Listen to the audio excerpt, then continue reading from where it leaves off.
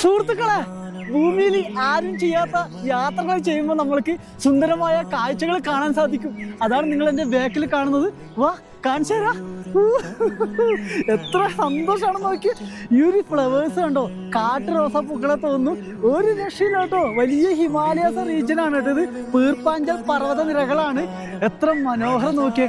ഒരു ഭാഗം മൊത്തം ഗ്രീനറി, ഒരു സൈഡ് മൊത്തം ഡ്രൈ കേട്ടോ. 3500 മീറ്ററിലാണ് ഞാനുള്ളത്.